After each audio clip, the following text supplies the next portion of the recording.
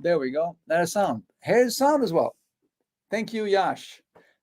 Again, starting from the starting from the beginning, 2:30 p.m. It's a Wednesday afternoon. You're watching Donnie here on Innovation Fika, which is my innovation coffee break. Fika meaning coffee break in Swedish. Every Wednesday, 2:30 p.m. I go live for half an hour with a cool guest or some cool ideas. And since being the first Wednesday of the month, I'm also running it as a AMA session. Ask me anything. So it's your opportunity to ask and discuss with me anything you might want to talk about. So Yash, thank you for adding the no sound thing as well. That was my mistake. Stupid. I can't really say beginner's mistake anymore because I've done 106 episodes before this, so I should know for a fact that I should check my microphone, of course. Anyway, off to a flying start here. By the way, you can always find all of the recorded content on YouTube. 106 episodes there. Please make sure to check out the last week's one with Naida. It was such a good episode. Really, really good about what actually matters in life and on LinkedIn. That was a really good one. Oh, lots of good episodes. Episode 50 with Frida and Kim was also awesome. It was a really good one on branding, how to build a good branding effort, your own personal brand or your company brand. Episode 50.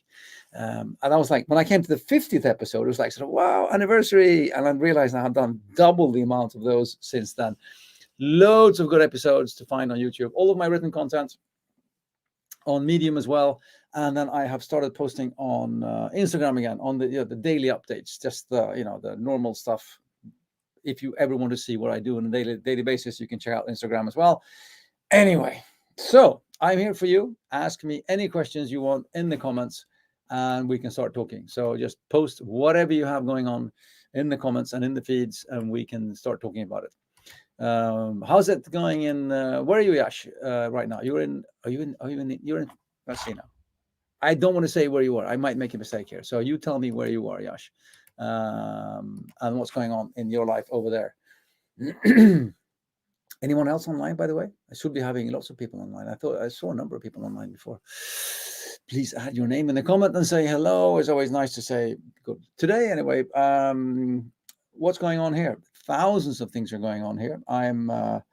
We started a new batch of the pre-incubator program here at KTH. KTH being the biggest tech university in Sweden.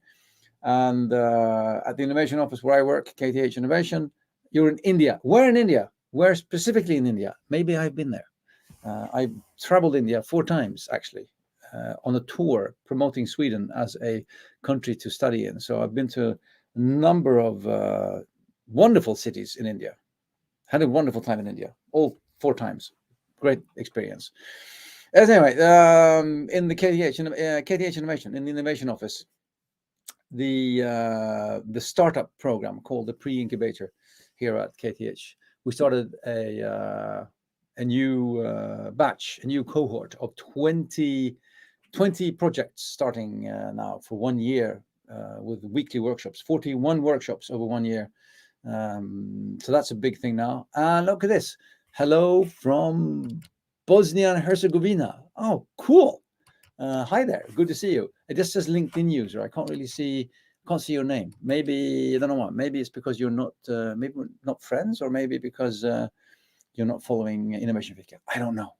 Anyway, happy to see you. And I see Yash, you're in Mumbai. Okay, cool. Been there twice. Can't say that I met you when I was there. I think there's more than 1 people living in Mumbai, if I'm correct. But good to see you again. So anyway, is there anything you want me to talk about? Anything you want me to ask me? Anything you want to ask me? A big thing. Otherwise, I can just I can keep talking forever. You know that. But the last couple of weeks have been here at working with the pre-incubator and the potential 20 new startups. Has been the whole idea of need validation, validating the need of your product and service, because most people come to us with an idea and they say, hey, I've invented this thing, and then they have an app or a product or a service that they are building. And the first thing I do then is, of course, I take that thing and I say, okay, fine, well, let's put it over here, Forget about that, and then you go out and you speak to the market and the users and the potential customers, and don't show them your thing. Just talk to them about need, pains, gains. What are you trying to fix? Go out there, do that for a couple of weeks, and then you come back with all of this information that you've got about them and their pains and gains, their needs, and everything like that. And then you see, how do they match the thing that I've developed? Is this the right thing? Then great. Then you can go out and you can promote this, or you can show it to them. But then, then you do that on the correct data. If it's not the right thing, then you can reiterate what you've built in an early stage, so you don't get too far in building something. And then in the end, you go out and speak to people. So, that's been a big thing the last couple of weeks here, working with need and focusing on them instead of you. Because as you know, it's in like early stage, it's much more important of what do they want to buy instead of what do you want to sell. So you need to sort of flip the mindset there of thinking about them more than yourself. Let's see. When did I visit Mumbai the last time? That one must have been quite some time ago. I think it was 2000, might have been 2017 or 18 when I was there the last time. It's been some time now, actually. But I haven't been traveling. I mean, nobody's been really traveling a lot the last couple of years because of the pandemic. My travels are starting again. I'm going to the US on. We were going to the US regularly every year, West Coast, Silicon Valley. And I spent a year there in 2015, 16, starting a Nordic startup center in Palo Alto. So that was a big thing. Anyway, but of course, pandemic, no travels. Now travels are starting again. So I'm going to the US for 10 days, leaving on Sunday, and then doing a tour, San Francisco, Seattle, New York, and then Washington. So 10 days in the US, visiting universities and running panels and sitting on panels and talking about Sweden in general. So hopefully India again then, Yash. Next time I come to India, I'll make sure to drop by Mumbai and say hi. So hoping to get there. I don't know when I'll be going back to India though. I haven't got anything scheduled. I have US, and then I'm going to Belgium, Ghent, Brussels and Ghent. I'm going to where else am I going? France, Marseille. No, I'm not going to France. That was an online meeting. I'm trying to do as much online as possible. And then I might be going to Chile as well. Chile in Latin America.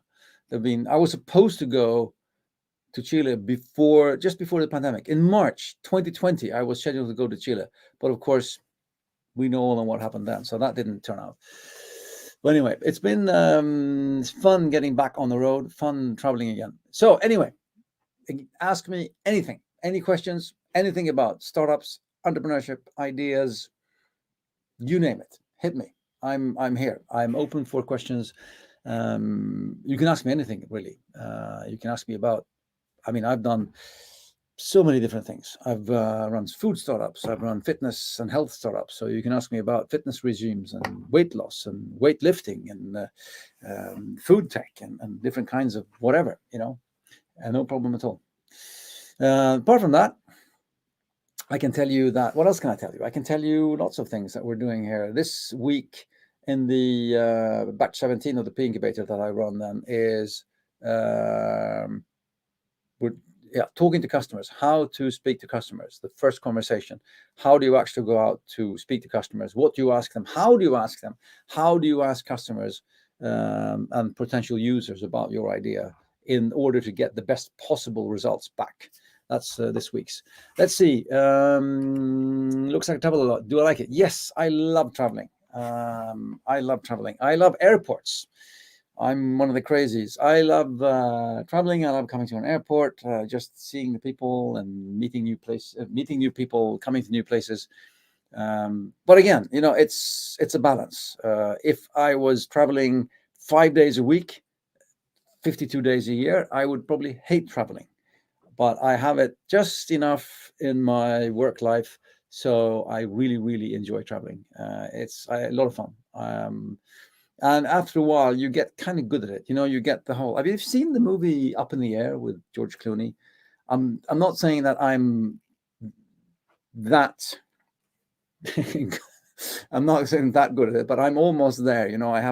I never check in a bag, never, ever, ever check in a suitcase. I always have only my cabin bag. I have everything packed. I know exactly where everything is.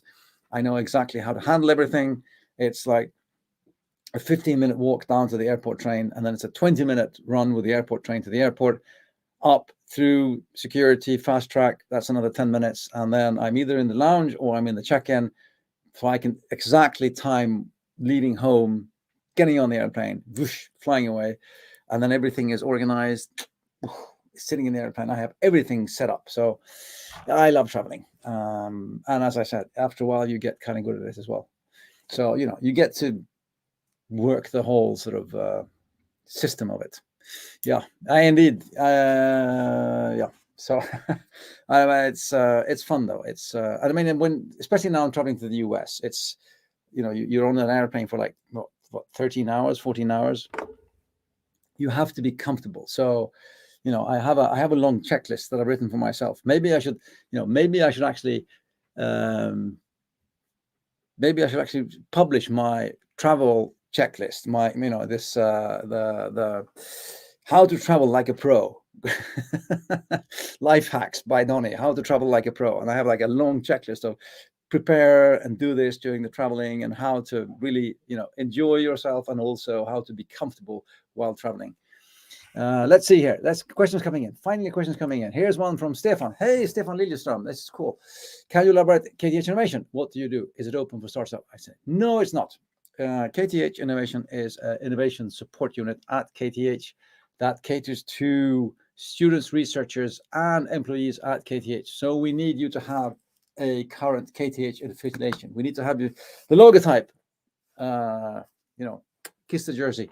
That's the people we work with. But all universities in Sweden, if you are in Sweden and you are attached to a university somehow in research or studying or as an employee, there is some kind of innovation, free, no strings attached innovation support to get here. And we offer free support to anybody here. We don't take any equity. We don't take any, there's no cost involved.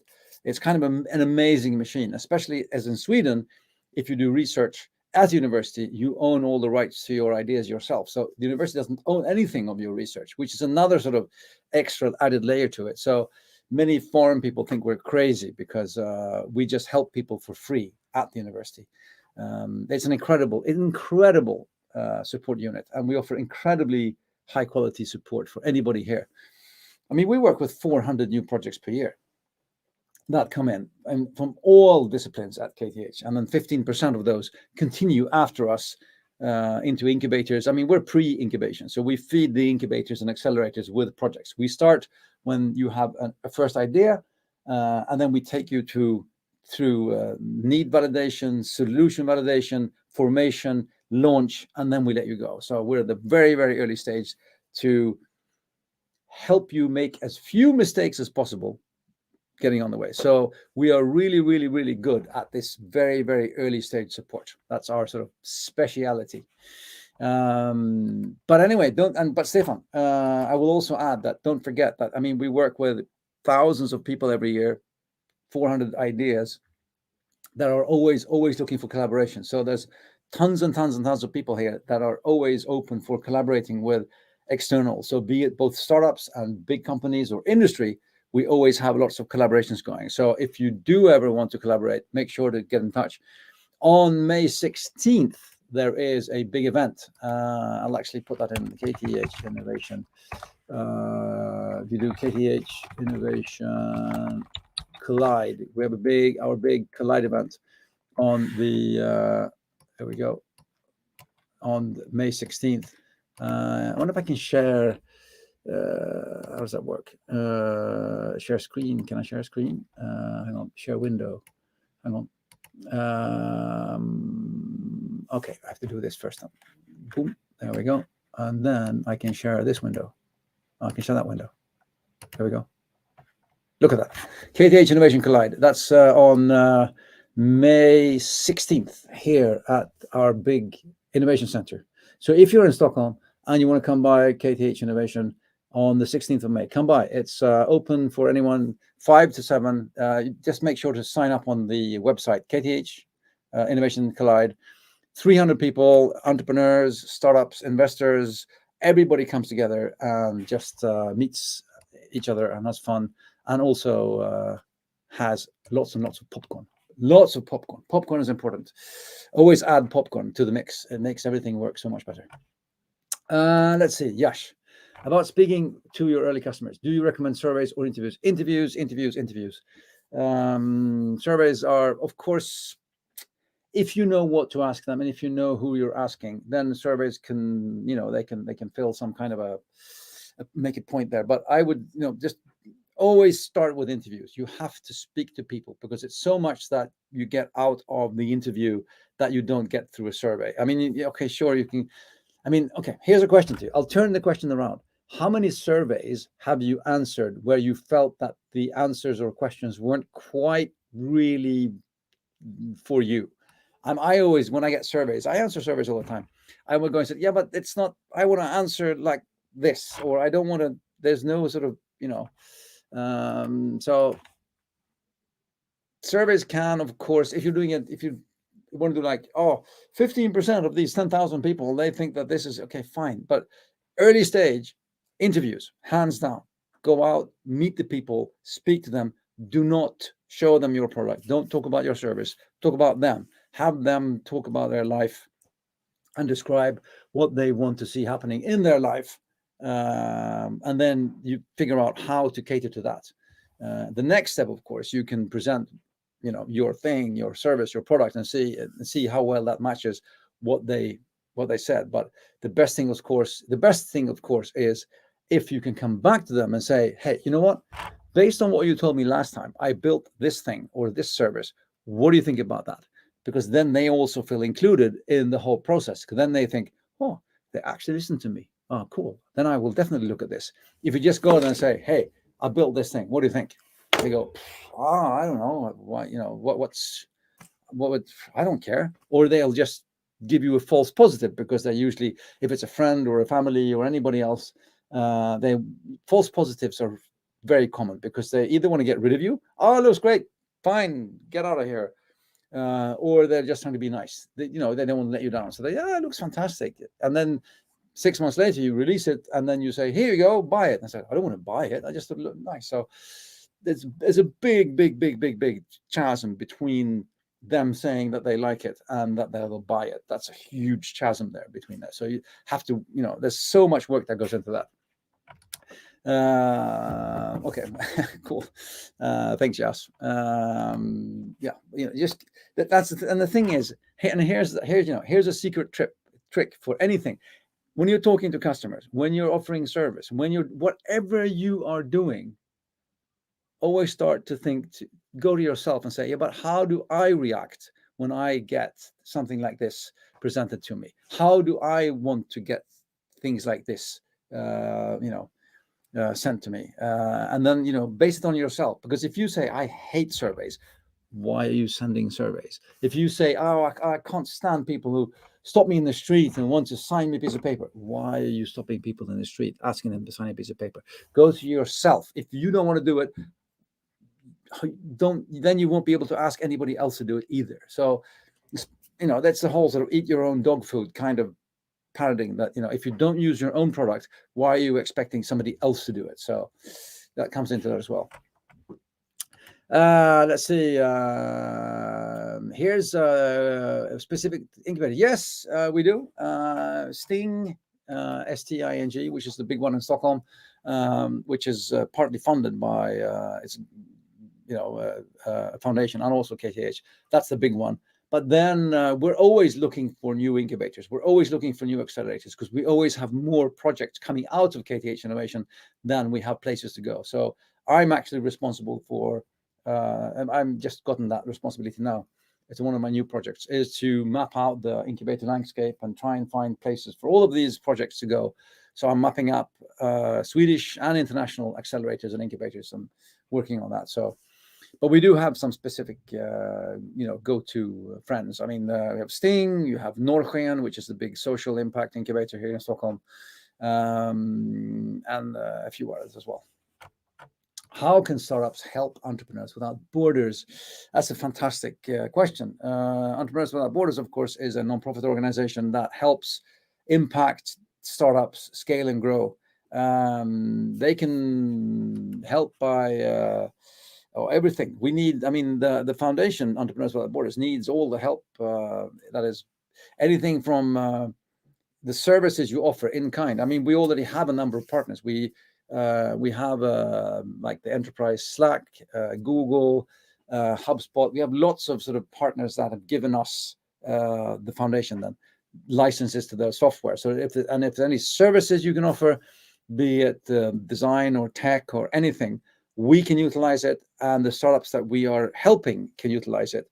As in a big IT company in Sweden know it. They're helping one of our startups in Nigeria with coding for consultants. They have consultants that when they aren't in actual jobs with clients, then they can spend time on some of our projects. So, there's thousands and thousands and thousands of ways of helping out. So if you do have a startup, if there's anything that you want to contribute with, maybe even actually work with one of the technologies that we are helping scale, that you can bring into your country, like in India. If Yash, if you wanted to start like an example, then Yash, if you want to start something like social care, that's in Nigeria, if you wanted to start that in Mumbai in India, then then we could start speaking about you actually being an entrepreneur in Mumbai and starting social care over there, which is a healthcare recycling exchange. So you help the marginalized groups, they collect recyclables and then they actually cash them in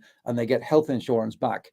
So you actually manage to give health care to the marginalized and the poorer part of the population, at the same time that you get lots and lots of recyclables and back into the system. So the pollution goes down. So there's loads of way of helping out. So I mean, I encourage everybody to get in touch with us and see what we can do. A couple of minutes more until 3:00. Any other questions? Just hit me up right away here. We can see what we can answer. Otherwise,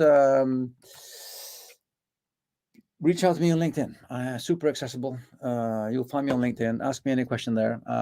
If I can help, I will. If I can answer it, I will, of course. I'm always open to helping people. That's part of what I do. And just let me know. And if you were in Stockholm, sign up for KTH Innovation Collide event, May 16th, 5:00. No, I haven't. No, thank you. Why did you have to ask that question? No, I haven't decided yet. I'm hopeless. I'm the perfect example of what happens when you give a customer too many options. If you give somebody too many choices, they don't choose anything because it becomes, choice overload. Right now, I have no idea what to do. But tomorrow, I have a special meeting with. I've actually asked for help of a super special expert advisor. So tomorrow, I'm having a meeting with her, and we'll see what comes out of that. That's going to be really exciting to hear what we have to say about that. So I'll come back to you, Yash, on that one. Maybe tomorrow it will be decided. Maybe tomorrow it will be decided. So we'll see.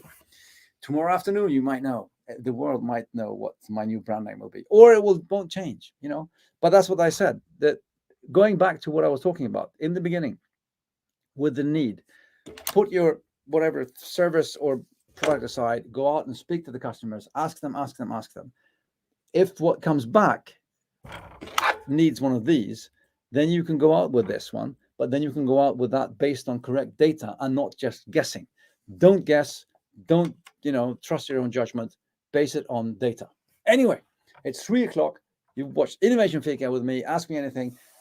Another AMA session in June, but 3 sessions with interviews before that. So what's the company about? Which company is that? You mean the brand name, Stefan, or you mean the Entrepreneurs Without Borders? No, the brand name. Oh, it's my brand name. I'm just trying to figure out what to call myself in social media, apart from Donnie. We've had a long. It's been going on forever, Stefan. It's been going on forever. It's going to go on forever. In 10 years, we'll still be talking about this. It's one of those things. Anyway, next week, a new interview with somebody. and then 3 new interviews, and then again another session like this with me and you, just having fun and talking about stuff. Okay, take care, everyone. Have a great Wednesday afternoon. I will see you next week, probably recorded because I'll be flying around the world. But Innovation Fika next week, 2:30 p.m. As always, take care, everyone. Bye for now.